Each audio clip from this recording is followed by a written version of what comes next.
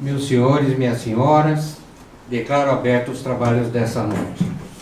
Meus agradecimentos aos nossos clientes, amigos e convidados por terem aceitado o convite, participando desse novo espaço, em especial ao nosso querido palestrante, meu amigo, Dr. Carlos Alberto de Oliveira.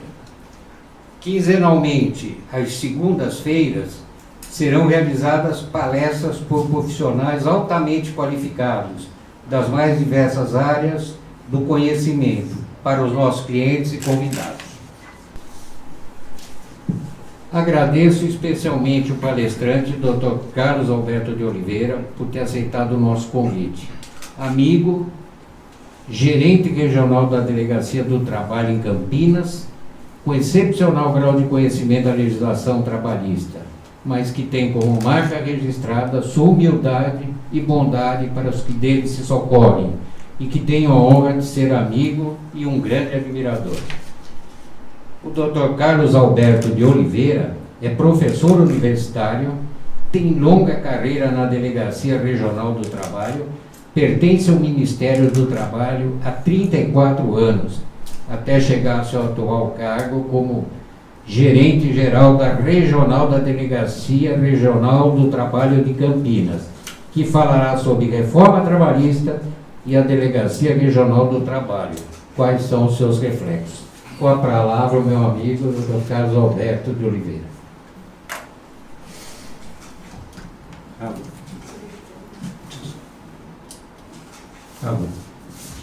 Bom, muito boa noite a todas e a todos. É uma satisfação estar aqui na terra onde nasci, né? O pessoal diz que eu sou nascido e malcriado em Jundiaí. E eu gostaria primeiramente de agradecer o Dr. Branco pelo convite, principalmente, e pelas generosas palavras, né? Você merece muito mais. Não acredito que elas reflitam tanto assim. Bom, elas refletem muito mais do que talvez eu consiga desempenhar. Mas nós temos aí um tema que nós não temos a pretensão de esgotá-lo, e também tentar não dar uma tônica professoral no sentido de como é que pedagogicamente a gente vai explanar a situação do que foi a reforma. Isso para a gente talvez não interesse. As questões que são mais afetas ao Ministério do Trabalho são as questões do dia a dia. São as questões práticas, são as situações que o legislador não tem noção do que provoca naqueles que têm que executar uma legislação que é feita da forma como foi, né? E aí eu não estou falando somente dessa. A legislação no Brasil tem uma cultura de criação muito complicada. Muito complicada porque nós temos um poder específico para criá-las, e esse poder ele tem uma situação de pressão por vários meios, por várias instituições e por vários interesses. Nós temos uma população ávida por ter legislação e nós brigamos para tê-la. Por quê? Porque nós achamos que pela legislação a justiça se fará. E nós vamos para a rua, nós balançamos bandeira, nós defendemos ideais, nós exigimos que eles façam e eles fazem. E quando fazem, parece que tudo acaba. Parece que tudo se resolve. E na realidade o que nós percebemos é que ela é feita de tal forma que aqueles que querem cumpri-la vão usar a lei. E aqueles que querem descumpri-la vão usar exatamente a mesma lei. E o mais incrível é que ela tem inúmeras brechas exatamente para atender esses interesses. Então, o que fica para a gente sempre é uma baita insegurança jurídica sobre aquilo que devemos fazer. E não está sendo diferente com a reforma trabalhista. Ela veio por exigência principalmente do empresariado, e aí nós não podemos tirar isso do foco. Porém, para os empresários que eu tenho discutido, parece que a dose foi cavalar. Ou seja, o pessoal perdeu o pé daquilo que deveria fazer e criou uma situação que agora muito poucos sabem o que fazer com ela. Num primeiro momento, nós tivemos aí uma situação em que não se acreditava que ela passaria, do jeito e da forma com que foi feito. O projeto inicial que saiu da Presidência da República não foi atendido e contemplado naquilo que foi enviado, mas ela sofreu uma modificação profunda na relatoria e a partir disso foi aprovada. Os grupos de pressão que hoje estão numa situação de total desespero tentam reverter a situação por medidas de força. E essas medidas estão levando a muito confronto. Então, as empresas em si já devem estar percebendo muitos movimentos, e depende aí muito do seu relacionamento, da entidade sindical a que pertence, da categoria que estão, e de como é esse relacionamento. Alguns têm uma relação mais pacífica, outros estão amargando uma situação extremamente delicada. A questão trabalhista em si, ela traz para a gente um grande desafio. Ela, na realidade, ela provoca, ela mexe, ela trabalha com algumas situações que são muito profundas no próprio ser humano. Nós estamos falando da dignidade das pessoas e da sua identidade. Trabalho é um valor constitucional de dignidade. Olha que coisa. O trabalho dignifica o homem. Quem não trabalha é digno do quê, então? E aí a gente começa a ter uma situação que mexe com o interior de cada um, com a alma de cada pessoa. A situação histórica da relação de trabalho, ela foi trazida para uma condição de justiça especializada ou de uma área especializada, apartada dos demais direitos, exatamente porque, por si só, ela tem uma gama de conflitos que, em princípio, supera 50% de todos os conflitos existentes na sociedade brasileira. Tal a sua gravidade, tal também a sua importância, tal também a responsabilidade que temos quando vamos tratar das questões trabalhistas. Nós estamos falando da vida das pessoas, nós estamos falando do seu sustento, nós estamos falando de alimentação, nós estamos falando de sobrevida. Essa é a importância da situação trabalhista. Ela, quando foi construída, ela teve um modelo em que o Estado, em princípio, regulou a questão sindical, que era proibido, e como ter controle sobre os sindicatos, esses rebeldes, né? Então, via de regra, o sindicato é aquele que vai fazer a baderna, a bagunça, a oposição a tudo aquilo que o empresário faz, ou o governo faz, ou que a sociedade faz, que não lhe interessa. Então, o que se fez foi criar uma forma tal que eles estivessem sob o poder público, e assim foi feito quando nós criamos os juízes classistas da vara do trabalho, ou da justiça do trabalho.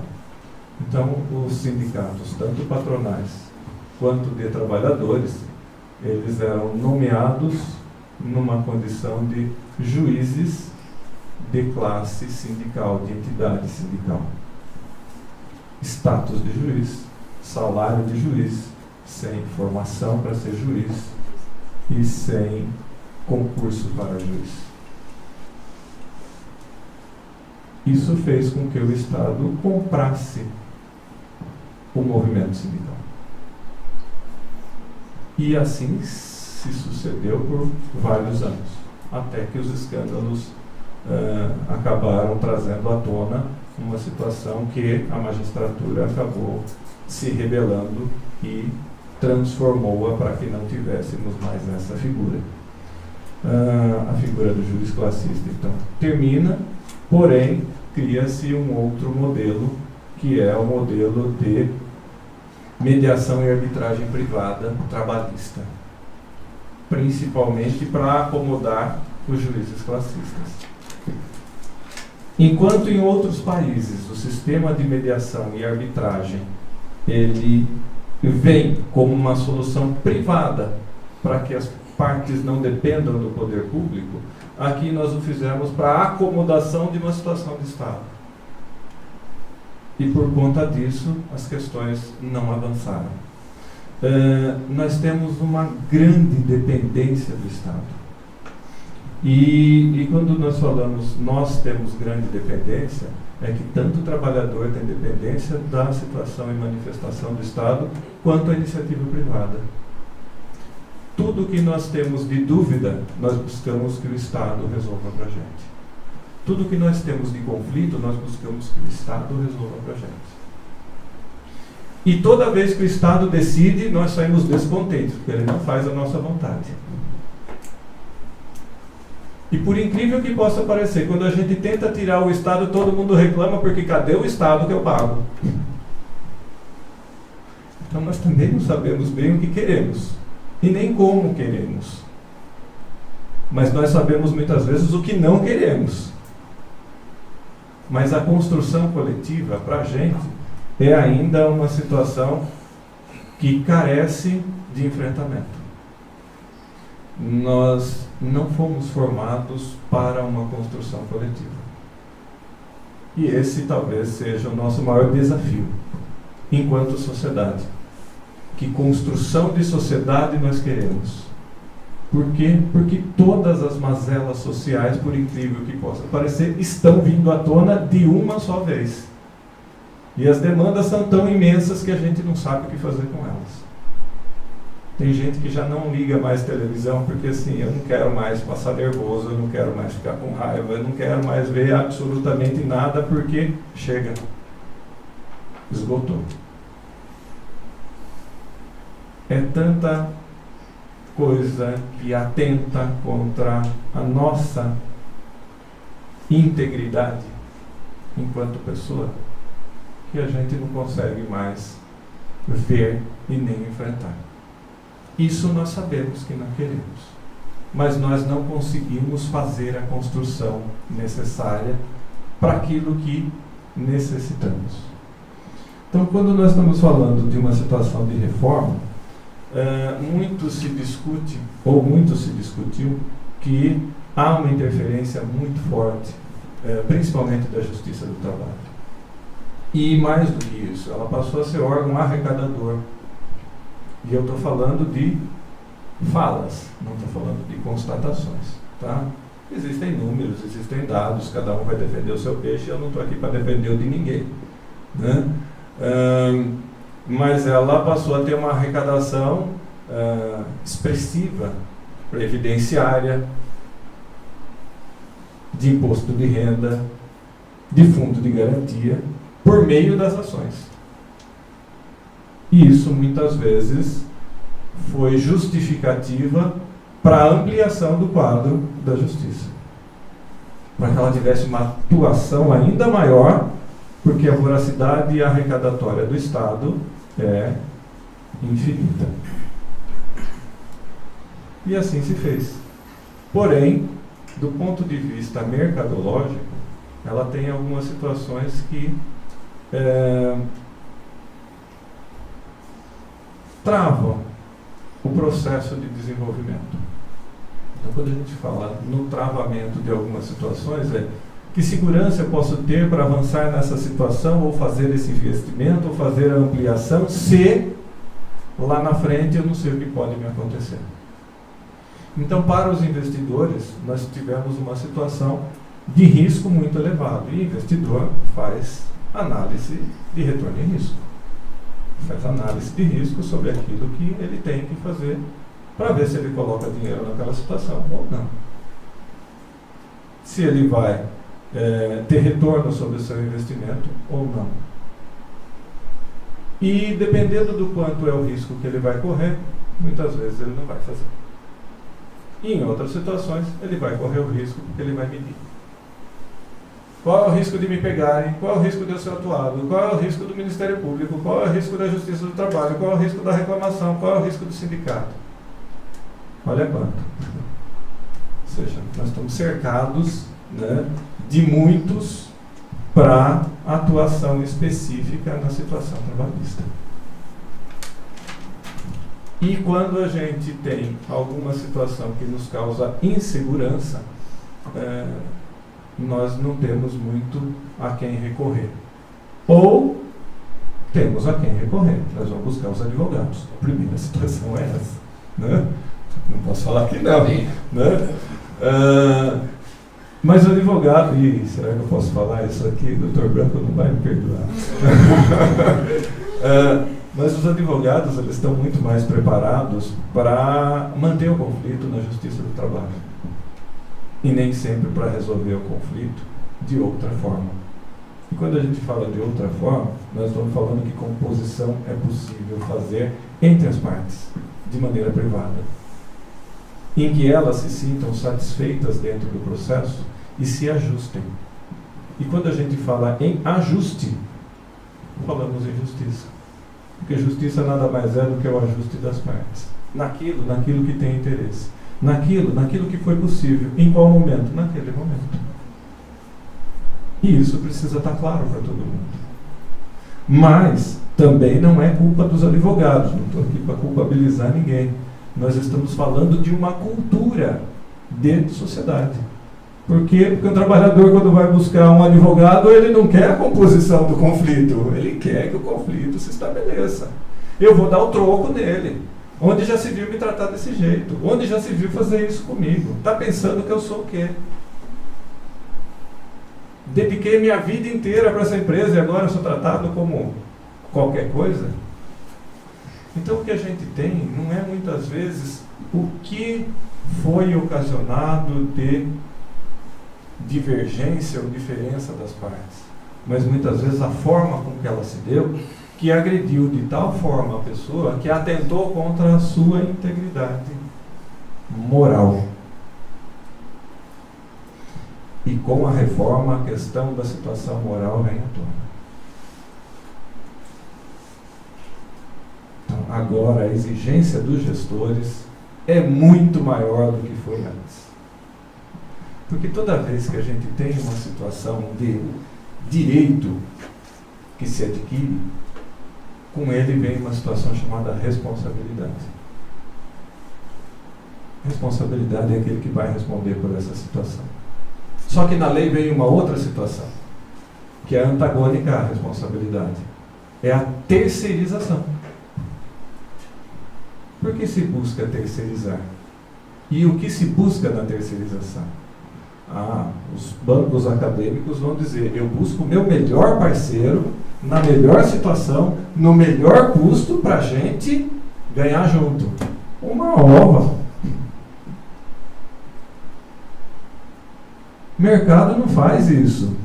O grande fala assim, viu? Eu preciso que você faça tal coisa, te pago tanto. Você quer bem, se você não quer, a filha é grande, tem quem quer.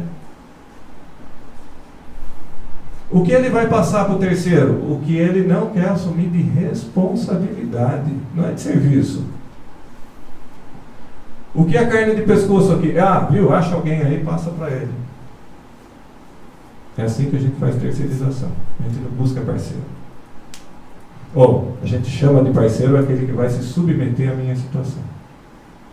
Então, uma das coisas que, e aí é uma visão muito particular, daquilo que a reforma trouxe, é uma questão que a maioria dos empresários não se deu conta. Porque, via de regra, os grandes lançam a ideia, os médios e os pequenos vão balançar a bandeira e vão defender o posicionamento. Não pode falar nome de empresa, né? Puxa vida.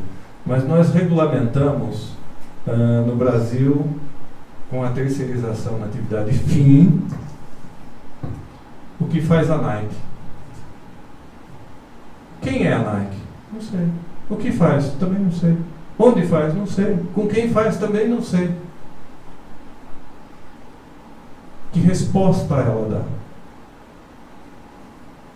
Ela não responde, ela não precisa responder. Ela tem os seus que vão fazer isso por ela. Então, os imensos vão subordinar as empresas menores. E o empresário não se deu conta disso. Muito embora alguns já sofram disso há muito tempo. Porque as relações, elas nem sempre nos dão muito fôlego para respirar e sobreviver. E a tendência é que isso se intensifique. Se não tivermos na relação outro balizamento privado e não público mais. Porque o poder público saiu da relação. Então, quando ele sai da relação, ele diz: viu, o problema é de vocês, resolva. O problema não é meu. Não sou eu quem defino mais. Então, quando nós tivemos aí, e já estamos tendo, uma modificação na legislação dizendo que o fomento será para as negociações, e as negociações privadas terão que acontecer como condição de eu ingressar com a ação em justiça, caso não se resolva, passou a ser condição. Eu tenho que compor com o meu. Por quê? Porque se eu depender do Estado, vai demorar quantos anos? Não dá para eu esperar anos e anos a fio para tomar uma decisão. Principalmente se a gente está falando em ganho ou não de dinheiro, de recursos para a atividade. Então, a velocidade da iniciativa privada é muito outra em relação ao Estado. E o Estado não tem pressa. E ele não precisa ter pressa. Só para ter uma ideia, no Ministério o pessoal fala: nossa, a lei surgiu agora, como é que eu faço? Não sei. Por quê? Porque ninguém regulamentou. Viu, mas você precisa ter uma definição, porque senão como é que nós vamos agir? Bom, você vai agir do jeito que você acha que deve. Sobre qual aspecto? Sobre qual princípio? Sobre aquilo que a lei estabelece. Mas a lei não é clara sobre isso. Pois é, ela não é. E a decisão é tua.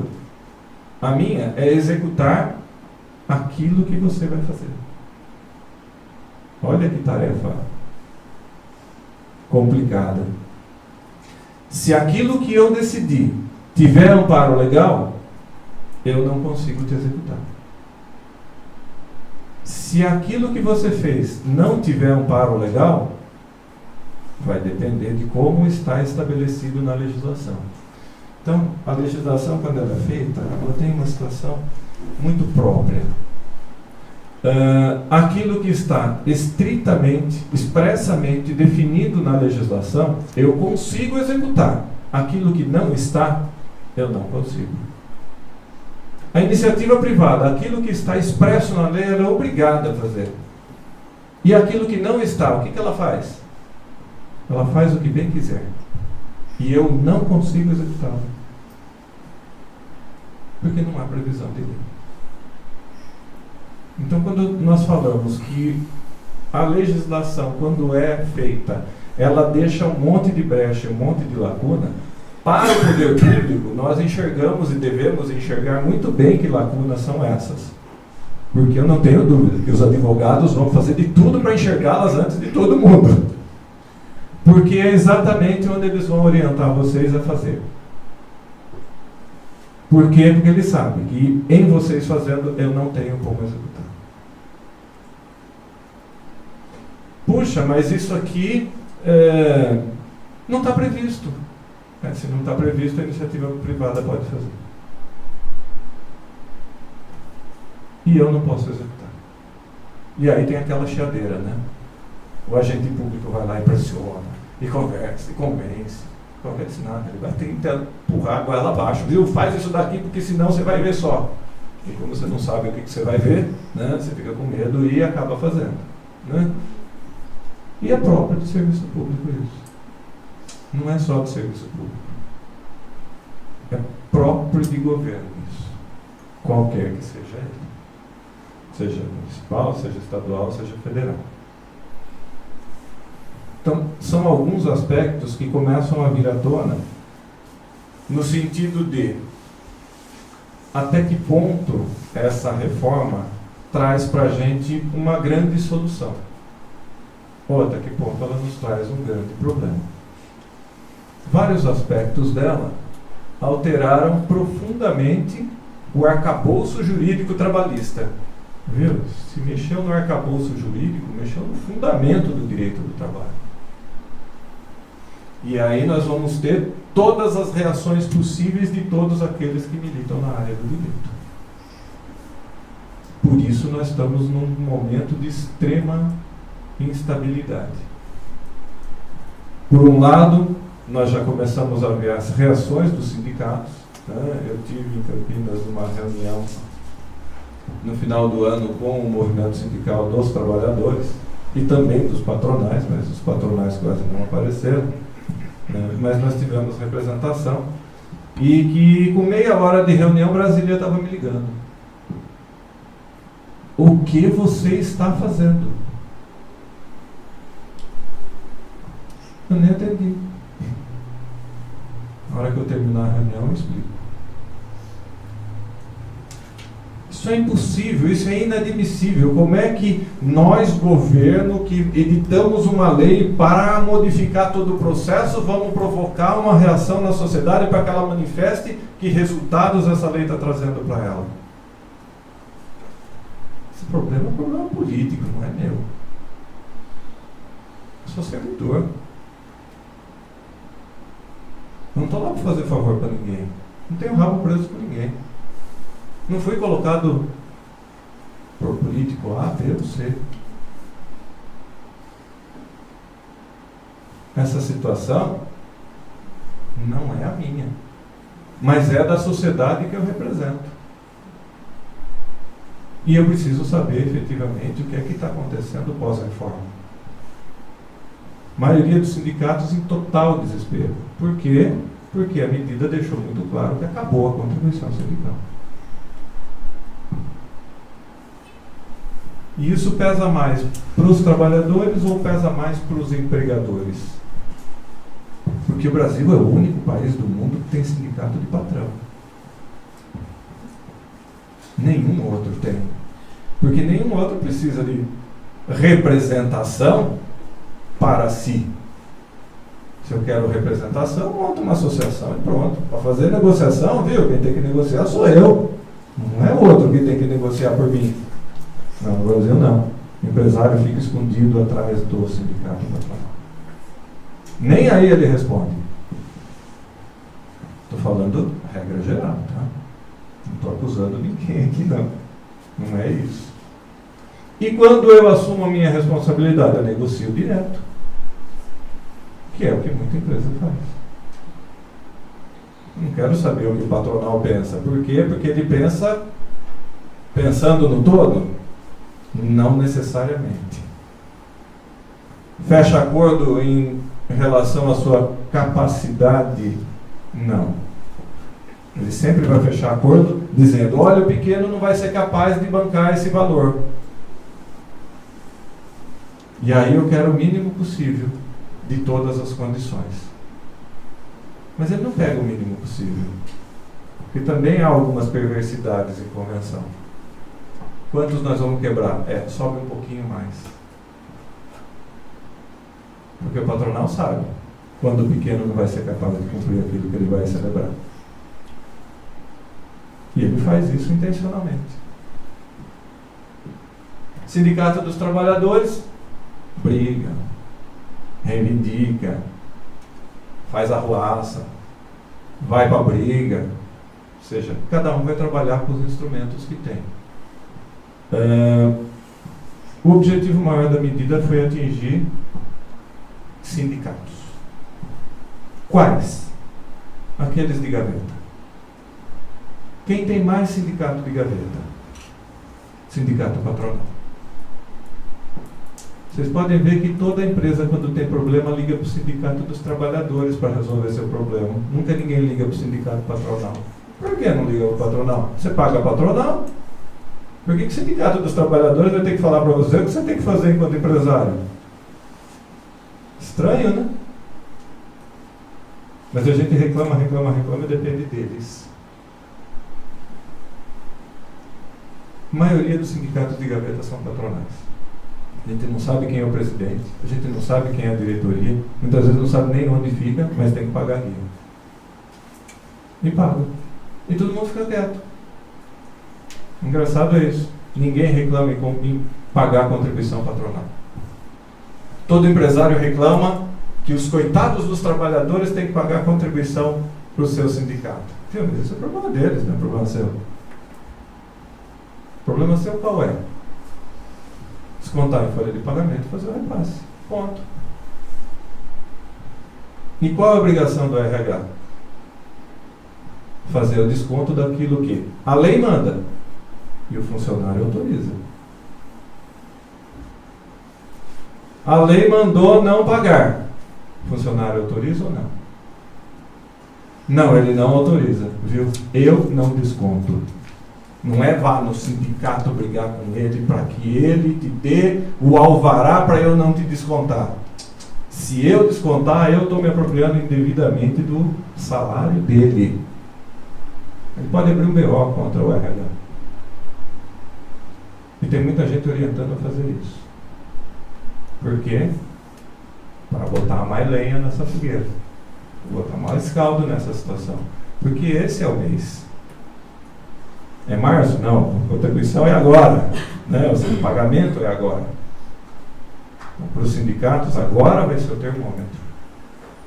Então, óbvio, eles vão lutar com todas as forças que têm para que os trabalhadores autorizem o desconto de contribuição sindical. Ah, a gente tem uma cartinha de oposição que ele tem que ir no sindicato. Filho, para com essa frescura. Ah, mas foi um ministro do Supremo que falou que tinha que ser desse jeito, viu? Que sociedade é essa? Nós estamos numa inversão total de um monte de coisa que não dá mais para admitir. Se o trabalhador quer se associar, o problema é dele com a entidade dele. A minha é, viu? Desconta ou não desconta, é só isso. Se ele mandar cartinha só para mim no DP, no RH, eu não vou descontar. Eu não posso descontar. A empresa vai entrar com ação contra a minha empresa para eu pagar no lugar dos trabalhadores. Vai. Claro que vai. E o que vai acontecer nessa ação? Bom, o que os advogados conseguirem apresentar em juízo. Porque aí sim, aí é profissional. E eu falo isso porque tem muita coisa que vem na minha mão. Você fala, viu, como é que o cara quer se defender com esses argumentos? E como é que ele quer que eu reverta a situação? Não sou eu que tenho que reverter. Quem tem que deixar clareza para os fatos é quem está defendendo. E se em juízo a gente depende de advogado, nós temos que ter profissionais que sejam capazes de pedir aquilo que é necessário. Ah, mas isso é garantia dele? Óbvio que não. Porque nós estamos no Brasil e falando da justiça. E a gente admite isso, gente. A gente admite que o juiz possa fazer qualquer coisa. Ah, porque a lei fala isso. A gente já não está mais admitindo. Tem um monte de gente falando publicamente sobre o que acha de vários ministros. Não só do Supremo. Porque até algum tempo atrás, quando eu tinha um pouquinho mais de cabelo, era inadmissível que um juiz fosse visto como uma figura qualquer. Por quê? Porque ele não se portava como uma figura qualquer. Ele tinha uma reputação ilibada. Ele preservava valores e princípios. Ele defendia a justiça e o direito muito mais do que os seus interesses ou os interesses de pressão. E o tempo foi passando e isso foi se perdendo com muitos valores da nossa sociedade. A população já não aguenta mais isso. Nós estamos com uma outra geração, nós estamos num outro processo, num outro momento de mundo, em que os valores são muito diferentes dos nossos quando começamos a trabalhar. Nós estamos com uma sociedade que está chegando para trabalhar, que quando ele não quer mais, ele simplesmente não aparece mais. Ele não pede a conta mais. Ele não quer saber o quanto de direito ele tem. Ele simplesmente não vai mais, não interessa. Acabou. Ele não tem esse regramento que a gente teve, foi doutrinado a ter. Hora de entrar, hora de parar para o almoço, hora de voltar, hora de sair, tem que ficar tanto tempo, tem que ficar tantas horas, tem que produzir tanto, tem nada. Existe vida além do trabalho. E as pessoas estão se dando conta que a vida é muito mais importante. E estão querendo viver. E é por conta disso que nós vamos passar por uma transformação muito grande nas relações entre capital e trabalho. Porque o capital não está preparado para isso. Ele sempre teve um sistema de dominação que manteve as pessoas dentro de enclausuramento, de ambiente, de ideias, de iniciativas, de formas que hoje já não são mais possíveis. Eu não consigo mais dominar uma pessoa como dominava há bem pouco tempo atrás. E também não tem por que o Estado querer interferir nesta relação. Porque esta é uma relação das partes. E as partes precisam se entender. Se elas têm um problema, elas precisam resolver os seus problemas. O que tem acontecido muito, assim, além de acabar com a contribuição sindical, o que tem gerado? Então, vários sindicatos estão se reunindo, sindicato de trabalhadores com sindicatos patronais, e estão em convenção coletiva criando contribuição sindical. Olha que coisa. Maquiavélico, né? Não, engenhoso. Nós não fazemos direito mais, fazemos engenharia jurídica, né? Na realidade é isso que está acontecendo. Quanto mais a gente provoca, mais a gente vê que o pessoal tem solução. Eles têm, é reativo, né? Como a medida já passou, né? Então agora o negociado suplanta o legislado, viu? O que é o negociado está negociado. E agora, cumpro ou não cumpro? Você vê como a gente fica numa situação extremamente delicada. E não dá para a gente imaginar que tenha uma solução simples. Porque o problema não foi simples. O problema criado não foi criado por pactuação. Nós não tivemos negociação sobre essa situação, nós não tivemos pacto social para isso, nós não tivemos estruturação para isso. Nós tivemos imposição. E toda vez que a gente bate, nós vamos ter uma reação de mesma força, em movimento contrário. É o que está acontecendo. Além dos sindicatos, veja, o sindicato patronal se aliou com o sindicato dos trabalhadores para criar a contribuição sindical de novo, que a lei acabou de derrubá-la. Por quê? Porque ela também criou que o negociado suplanta o legislado. Então veja, o empresário que sempre que a negociação suplantasse, porque aí ele poderia fazer o quê? Aí vem as marvadezas, né?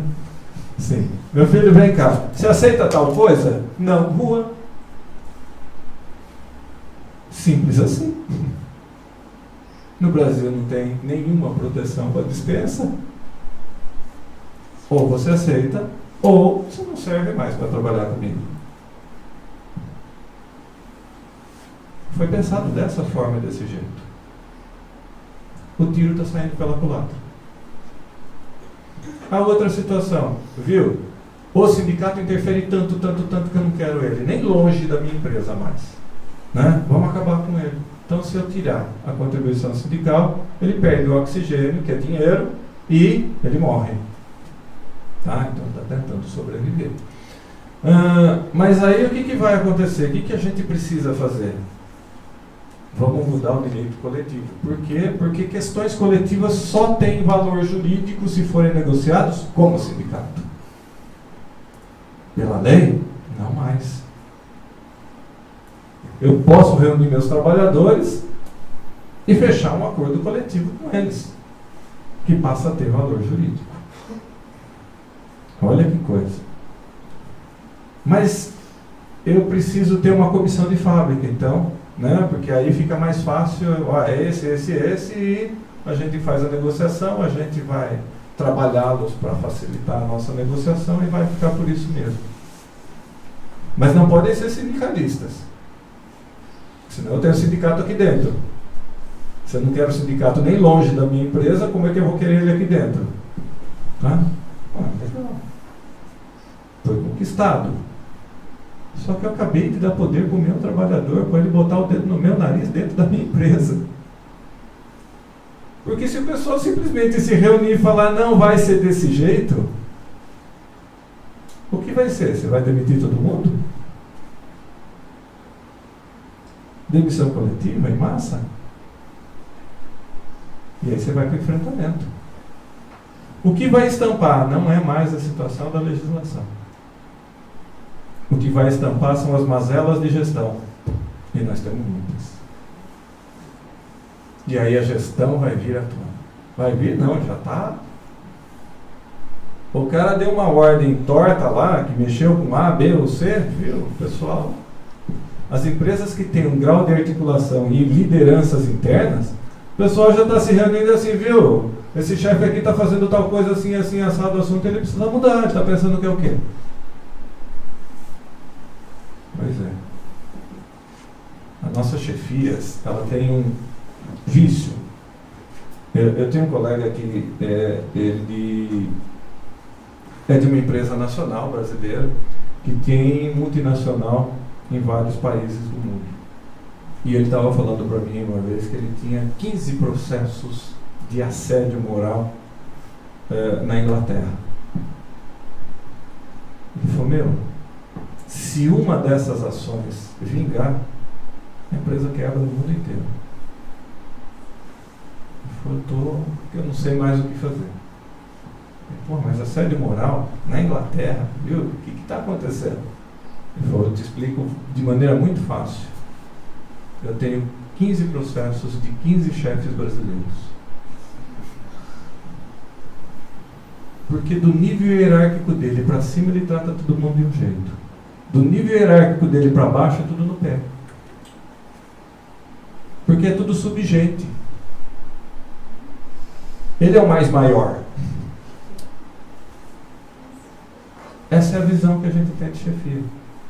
E é essa visão que a gente começa a descobrir quando dá poder para alguém. Por quê? Porque a gente não trabalha as pessoas para lidar com o poder. Nós não somos formados para a liderança e para regimentar a equipe. Eu não posso deixar de falar, mas ontem nós tivemos um exemplo assim fenomenal de líder. Não posso falar que é do Corinthians, mas o Carille é um cara assim espetacular. Por quê? Porque tem o time na mão.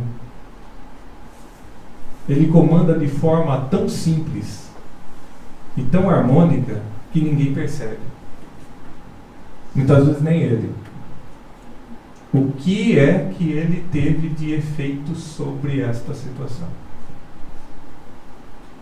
A situação de gestão dele é tão transparente e tão espontânea que as pessoas aderem à situação por respeito, por credibilidade e por se sentirem parte do processo. É o que toda empresa sonha. Mas as nossas práticas são de imposição ainda. Porque o nosso modelo, o nosso sistema de gestão, ele é feito pela dor, não é feito pelo amor. E talvez seja aí o nosso ponto de aprendizagem. Que de maneira torta, a lei está trazendo à tona. Ou seja, quando a gente tem uma situação, problema, o que mais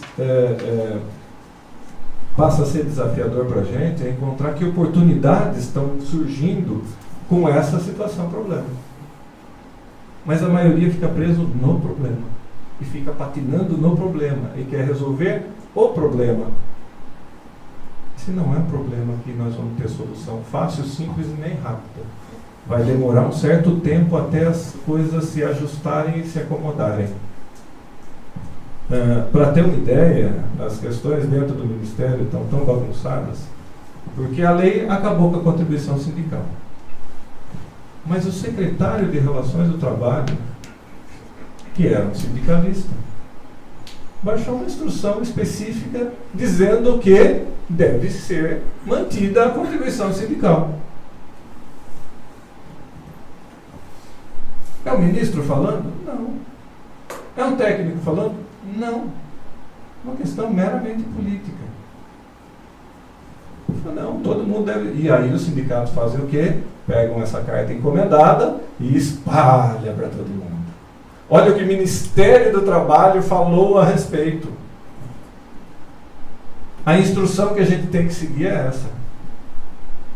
E nós vamos seguir. Tanto que ele fez num dia e no outro ele pediu exoneração. Já não está mais no cargo. A medida foi revogada? Não. E assim, a lenha está posta. E vai demorar mais um tempo para queimar. A quem isso interessa?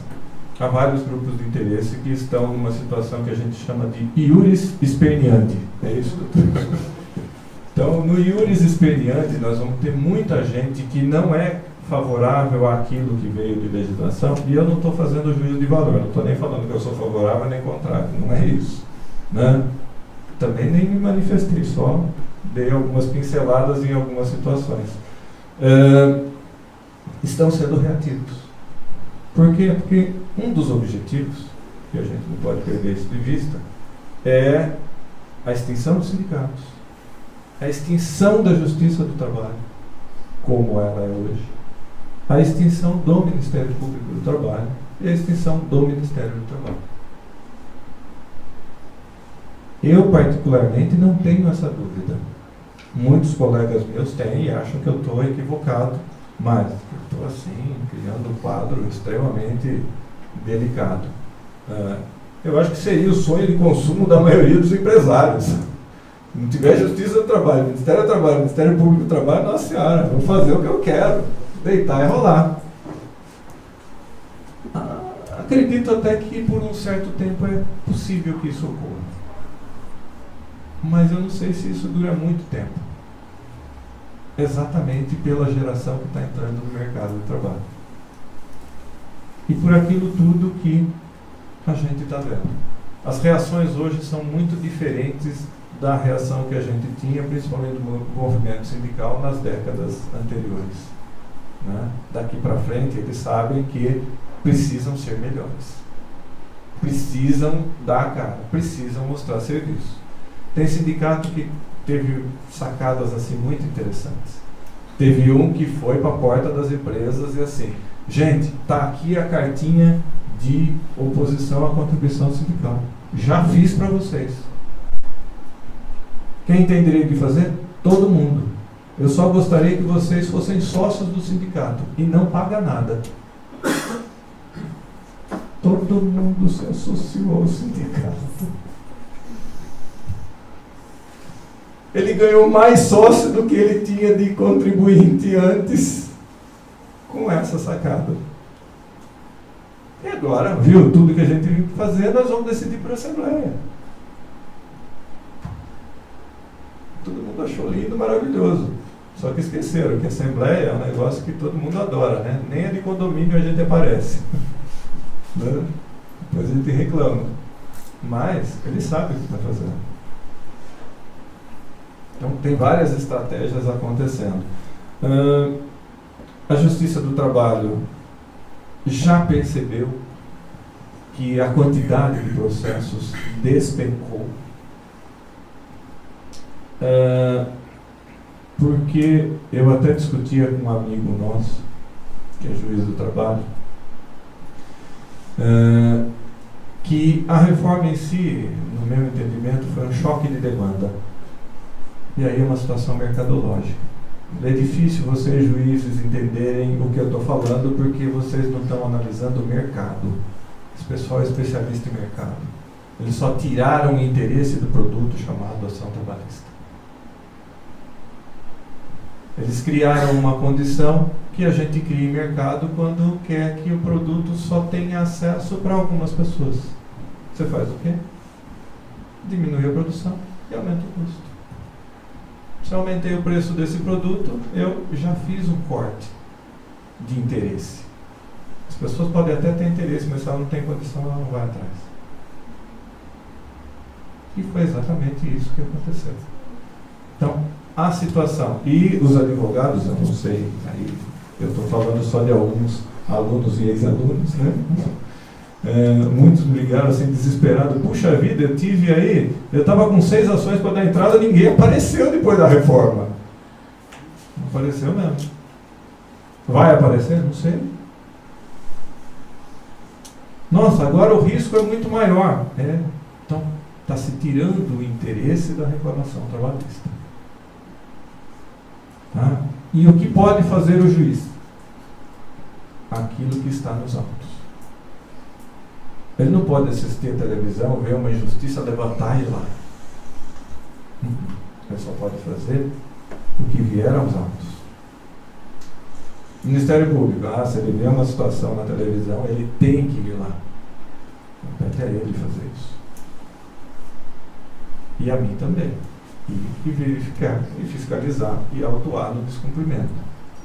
Então, a Justiça já percebeu essa situação. É provável que o governo decrete a extinção da Justiça do Trabalho? Óbvio que não. Ele não vai ser louco a esse ponto. E ele não vai precisar fazer isso. O filósofo contemporâneo, Paulo Salim, já dizia, nos idos dele, que quando você quer fechar um órgão, basta você estancar a situação de entrada e sufocar quem está lá dentro. Eles vão pedir, pelo amor de Deus, para fechar. E aí não é você que está tomando a decisão. Isso tem ocorrido muito. Em princípio, o que se desenha é que, deixando de ser uma justiça especializada, ele vá para a Justiça Federal. Por quê? Porque o juiz do trabalho é um juiz federal especializado em trabalho. Ele só lida com a questão trabalhista. E o juiz federal, outro, cuida de todas as questões, menos a trabalhista. Não vamos ter mais ação trabalhista? Vamos, onde? Na federal. Quando tiver. Porque vai ser mais uma demanda. E as outras demandas vão ficar por conta de quem? Aí vai depender muito de que construção a sociedade vai conseguir desenvolver para apaziguar os conflitos que vão surgir na relação cotidiana. Ou eles vão resolver dentro da própria empresa, ou eles vão partir para a mediação ou negociação privada ou pública. No Ministério do Trabalho, a gente tem visto que a mediação tem ampliado. Por quê? Porque as partes ainda, e eu estou falando das duas, tanto o empregador quanto o trabalhador, não confiam na mediação privada. Ela não tem credibilidade ainda, pelo menos daquilo tudo que eu tenho visto ao longo dos anos, para assumir este papel e esta responsabilidade. Mas é um dos caminhos que tem surgido e os cursos de mediação têm avançado bastante e têm sido aí apresentados como meio de solução de conflito. Homologação de rescisão de contrato de trabalho. A maioria não sabe o que fazer com isso mais. Existe, não existe, tem, não tem, viu? O Ministério não faz mais. Para nós, acabou. Viu? E o termo de rescisão de contrato de trabalho? Se você tiver, bem. Se você não tiver, também. Olha que coisa absurda. Se você tiver que dar entrada no seguro-desemprego, você não vai precisar da rescisão, não. Por quê? Porque não pode ser exigência. Se levar, você faz a conferência. Se não levar, tem que dar entrada do mesmo jeito. Isso está pacificado? Não, não está. Tá? Porque tem gente que não se conforma com isso. Se não aparecer aqui com um termo de rescisão homologado por alguém, não vou aceitar. Experiência de servidor. Tá? Que é uma situação diferente. Ah, tem sindicato fechando acordo para manter as homologações? Tem. Tem sindicato que ampliou. Sindicato que assim, a obrigação de homologação é de quem tem 6 meses em diante. E tem que ser no sindicato. Só não colocou, tem que pagar tanto. Porque é gratuito. Viu? Agora não tem mais essa previsão. Se ele quiser cobrar agora, vou deixar a interrogação para vocês. Tem outros que estão conseguindo até mais. Toda e qualquer rescisão terá que ser homologada no sindicato. E a empresa se sente segura fazendo isso. E está fazendo. Teve empresa que veio pedir mediação para que o sindicato fizesse todas as homologações dela. Eu vou falar para o cara, não faça. Ele está querendo. Ele quer o quê? Segurança. E segurança é algo que pode ser qualquer coisa que amenize a situação de sofrimento que ele possa ter ou daquilo que ele está vislumbrando que o desequilibra. Tá bom, ué, se quer fazer, faz. O sindicato topou, na hora. Fechou o acordo. Né? Então, está surgindo sem número de situações aí que a gente não sabe para onde vai. Seguro-desemprego, pessoal. Teve recebimento? Teve. Tem depósito? Tem. Viu? Está com a CD, né? A comunicação de dispensa? Tá. Dá entrada e recebe o seguro. Né? E a tendência é que o papel acabe de vez com um futuro muito próximo. Eu tive uma conversa com o pessoal da Previdência essa semana e o presidente do INSS ele queria, né, quando entrou, a informatização total da Previdência até janeiro do ano que vem. Né? Isso já deixou todo mundo atônito. Por quê? Porque todas as informações vão ser online, vão ser no celular da pessoa e tal. Bom, ele antecipou isso, ele quer isso para 1º de junho agora. Acabou o papel. Como é que nós vamos fazer? Não sei. O E-Social não entrou no ar ainda, já está dando o que falar. Imagine o restante. Tá? Bom, teria sem número de situações para apresentar, para discutir e tal, mas o tempo já avançou um pouquinho, né?